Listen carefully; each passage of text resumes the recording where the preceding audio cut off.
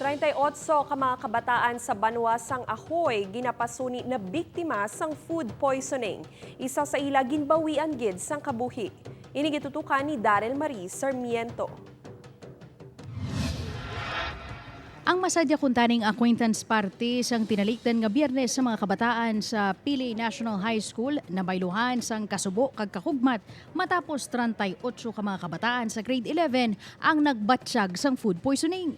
May istorya nga may budol fight o tapos may mga seafoods pero ang consistent gid iyang istorya amo ang buko juice no with pandan prepare sang isa ka bata as contribution sa ilabing acquaintance party. Pagsaysay sang himata sang isa sa mga biktima, nagpalanuka, nagsakit ang tiyan kag nag-LBM ang iya apo. Pag inom niya sang juice, nagsakit iya tiyan. Tiway ko kapakot kung ano ang kabangdanan nga nagsuka kag naglupot siya.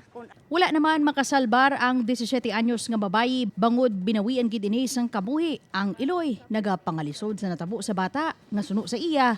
Dedikado gid sa pagtuon kag kadamo pa sang handom sa kabuhi. Damo ko siya pangarap para sa amon mo. Siya ang gahambal gid sa nga tanan himuon niya para mabuligan kami. Isubong wala na kay wala na sa. Ang Iloilo Provincial Health Office ginapausisa na sang tulid ang natabo. Ang Ahoy Rural Health Unit conducted surveillance and an investigation sa incidents.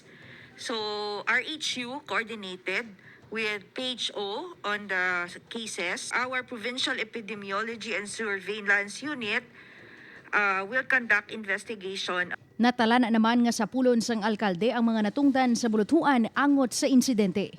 Sa datos gikan sa LGU, 6 ang admitted sa RHU, napulo sa Governor Neil D. Tupa Senior District Hospital sa Barotac Viejo, isa diri na discharge, samtang 21 naman ang yara nga nagapabilin sa Sara District Hospital, ngalunsay estable ang kondisyon suno sa alkalde.